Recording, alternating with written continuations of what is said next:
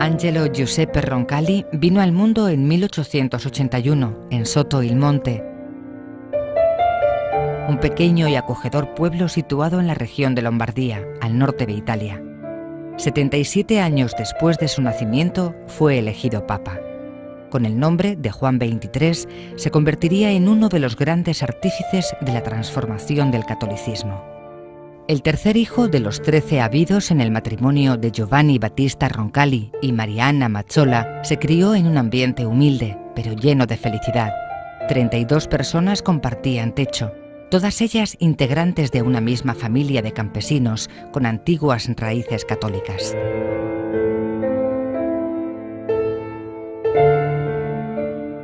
Muy pronto se diferenció de los demás niños de su edad. Una infancia marcada por la austeridad le llevó a refugiarse en la lectura y le ayudó a aprender a disfrutar de la soledad. El joven Angelo no tardó en confesar a su padre su deseo de convertirse en sacerdote, una profesión cuyo significado, años después, en su lecho de muerte, explicaría a Capovilla. E mi dice ancora, Papa Giovanni, anche il mio vescovo, quando è morto, mi ha detto: ricordati che per fare il prete, io dico a voi, adesso no, per fare anche il cristiano, per fare il prete bisogna pensare in grande e guardare alto e lontano, non la tua piccola Italia, non l'Occidente e non soltanto la latinità, noi i nostri tesori che abbiamo e che siamo fieri di avere il mondo intero. Guiado por su vocación, ingresó en el seminario de Bérgamo a los 11 años. Fue allí, en 1898, cuando comenzó a escribir Diario del Alma, una crónica de su vida interior que concluiría en 1963, días antes de fallecer en Roma como sumo pontífice. Se trata de un valioso testimonio en el que volcó todos sus sentimientos y reflexiones. Ya desde su entrada en el seminario demostró su aspiración a la santidad. Tengo que actuar de tal modo que Jesús pueda decirme también a mí lo que le dijo a Santa Teresa. Yo me llamo Jesús de Teresa, pero para eso es preciso que yo sea un ángel de Jesús.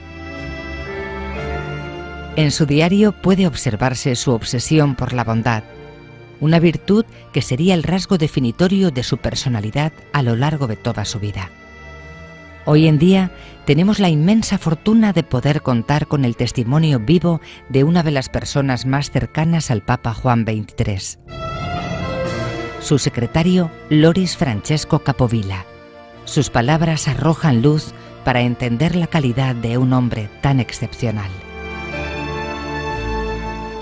Il culmine della vita cristiana è semplicità e prudenza, e questo si chiama vita angelica.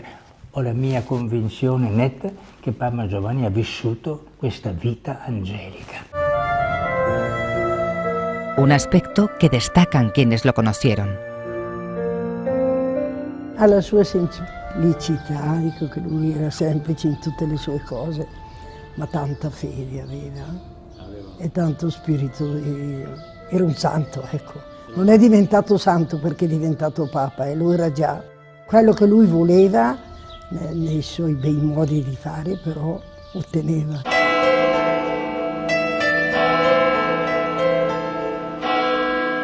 Reafirmado en su propósito de continuar la carrera eclesiástica, en 1901 Roncalli se trasladó al Seminario Mayor de Santa Apollinare. Sin embargo, ese mismo año se vio obligado a abandonarlo para incorporarse al servicio militar, una nueva experiencia que le servirá como punto de partida para alguno de sus pensamientos más profundos. Una vez cumplidos sus deberes militares, continuó en su empeño por convertirse en sacerdote. El 10 de agosto de 1904, el joven Angelo recibió la ordenación sacerdotal en la iglesia de Santa María in Montesanto, en Roma. Un año después se graduó en teología y fue entonces cuando conoció a Monseñor Radini Tedeschi, un hombre sabio y sensible que dejaría una profunda huella en él. Cuando Tedeschi fue nombrado obispo de Bérgamo por San Pío X, no dudó en nombrar como secretario a Roncalli. Dio comienzo así una estrecha colaboración espiritual y laboral entre ambos. Yo amaba a mi obispo. Lo amaba mucho por el candor y la superioridad de su alma, por la generosidad de su corazón. Bueno y delicado, fue la estrella de mi juventud sacerdotal. 1914 fue un año clave en la vida de Angelo Roncalli. En esta fecha tuvieron lugar dos hechos que marcarían su vida: la muerte de Monseñor Radini Tedeschi y el estallido de la Primera Guerra Mundial. Se incorporó a filas sin dudarlo, aceptando su destino con resignación y alegría, una actitud con la que afrontaba todos los designios del destino. De ahí los dos conceptos que le acompañarían durante toda su existencia: obedientia et pax. De hecho, este sería el lema que escogió para su escudo episcopal en 1925. Estas palabras, las dos, son un poco mi historia y mi vida. El sometimiento a la voluntad de Dios como fuente de paz, no una obediencia muda y mecánica, sino activa y gustosa.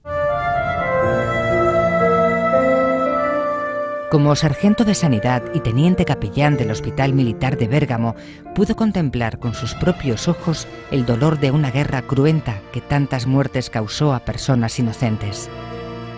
Este sufrimiento se evidenció en una de sus 8 encíclicas, Pacem in Terris. En ella describe una visión de libertad, paz y convivencia vinculada al amor que Cristo manifestó por la humanidad. Finalizada la contienda, fue elegido para presidir el Consejo Nacional Italiano de la Obra Pontificia para la Propagación de la Fe. Debido a su asombrosa habilidad para el diálogo y la conciliación y su temperamento alegre, cálido y generoso, era una persona muy cualificada para las misiones diplomáticas. Así, a los 4 años de su estancia en Roma, en 1925, fue nombrado visitador apostólico en Bulgaria. De esta forma comenzaron sus misiones y viajes a Bulgaria, Turquía y Grecia. El contacto con otras culturas y religiones le permitieron enriquecerse y tener una amplia visión sobre el mundo que, sin duda, redundaría en beneficio de la Iglesia Católica. En mi relación con todos, católicos u ortodoxos, chicos o grandes, trataré de dejar siempre una huella de dignidad y de bondad luminosa y de dignidad amable. En Bulgaria, visitó las comunidades católicas y estableció vínculos de respeto y unión con otras comunidades cristianas, en especial con la Iglesia Ortodoxa. Su gran amor por el prójimo lo llevó a visitar a los heridos de un hospital católico que acogía a todas las personas necesitadas, independientemente de su religión. Su gran carisma y su generosidad granjearon el afecto de todos los que lo conocieron, sentimiento que perdura en el tiempo. En el cónclave de 1958, Angelo Giuseppe Roncalli fue elegido papa ante la sorpresa de muchos. De hecho, fue considerado por algunos como un papa de transición debido a su avanzada edad, 77 años. Él mismo afirmó: no puedo mirar demasiado lejos en el tiempo. Y en una de sus conversaciones con su recién nombrado secretario personal le dijo: no hay que preocuparse de sí mismo y de quedar bien. En la concepción de las grandes empresas, basta con el honor de haber sido providencialmente invitados. Hemos sido llamados a poner en marcha, no a concluir. Desde el principio reveló una nueva forma de ejercer el papado. 2 meses después de su elección, dio ejemplo de obras de misericordia. El día de Navidad hizo compañía a los niños enfermos en los hospitales Espíritu Santo y Niño Jesús. También visitó a los prisioneros de la cárcel de Regina Coeli.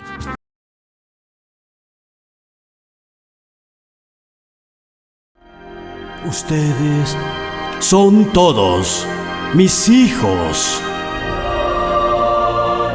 Y yo los bendigo.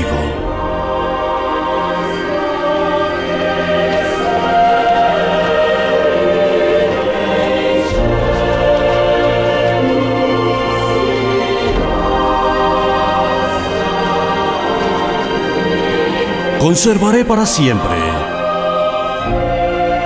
este día en el fondo de mi alma y en un rincón de mi corazón.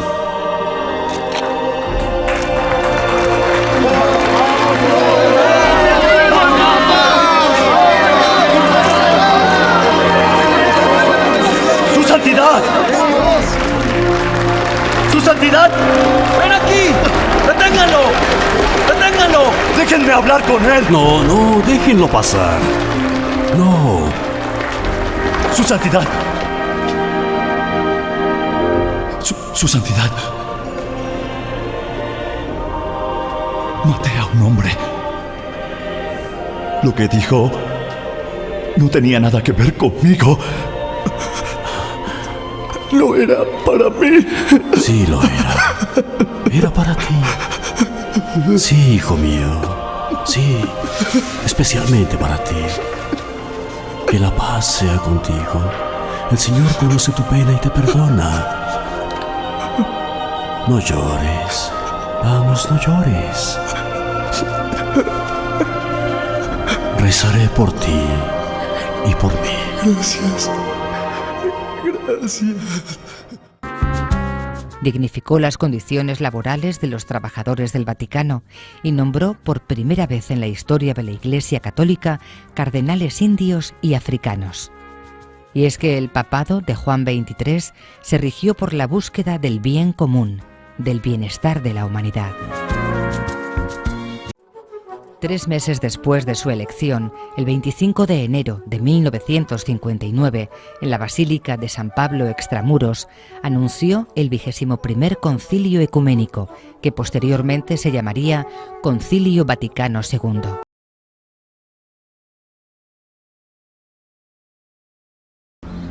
Me pronuncio ante ustedes, venerados hermanos, temblando un poco, abrumado por la emoción, pero al mismo tiempo con una humilde determinación. El nombre y la propuesta de un concilio ecuménico para la Iglesia Universal.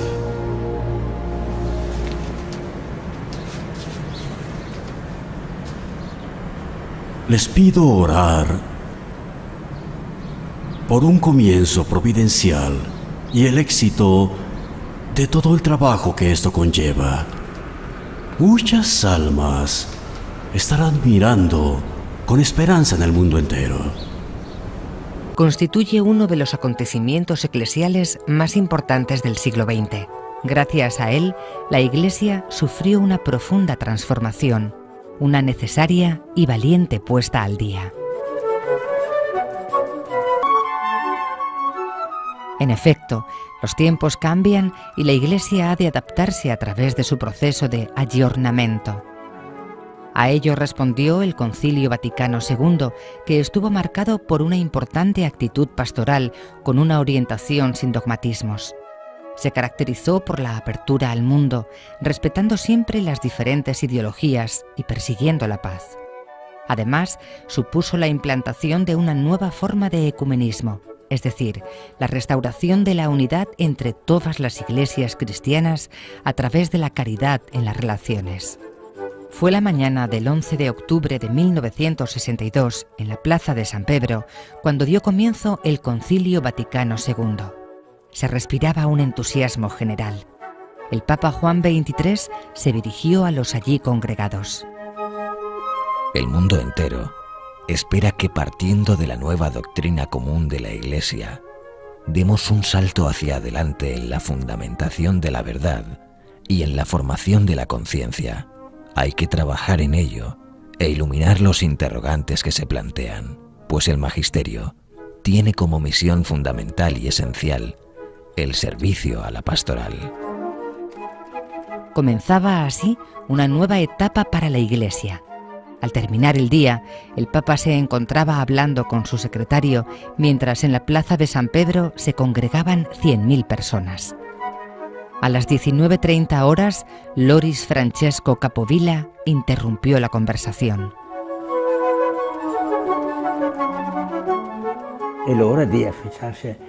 Ho bussato alla porta, stava parlando col suo segretario di Stato e gli ho detto: Santo Padre, è l'ora. E mi fa: l'ora di che cosa? Si era dimenticato. Dico, della benedizione alle 100.000 fiaccole che hanno acceso in piedi. En aquel memorable discurso habló sobre la paz universal, sobre dejar a un lado las diferencias. El Papa tuvo palabras para los desempleados, los ancianos, los presos y los niños.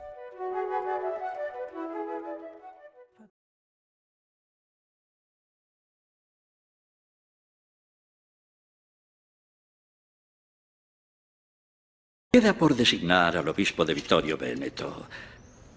¿Tiene en mente alguno? Bueno, sí, lo tengo, pero en la curia siempre me lo han rechazado. ¿Y de quién se trata? Luciani. Luciani. Don Albino Luciani, claro, ¿cómo no?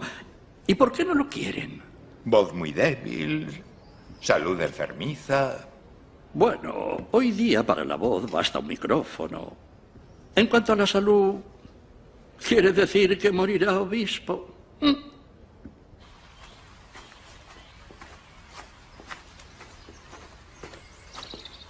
Santidad.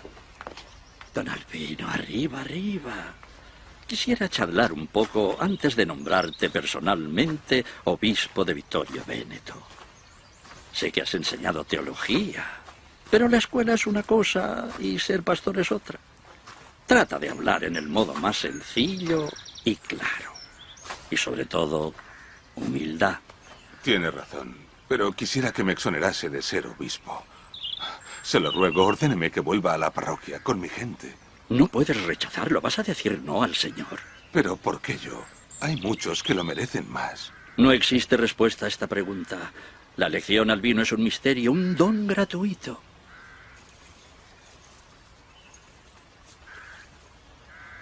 Dios elige a quien quiere al vino y donde quiere.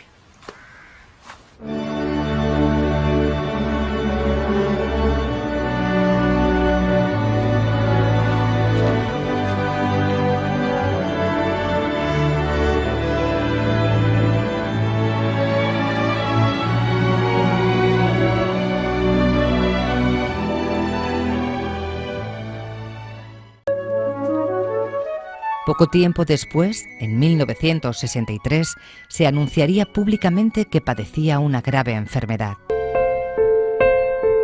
Angelo Giuseppe Roncalli falleció en Roma el 3 de junio de 1963. Finalizó sus días sin ver concluida su mayor obra, el Concilio Vaticano II, sin duda uno de sus grandes legados.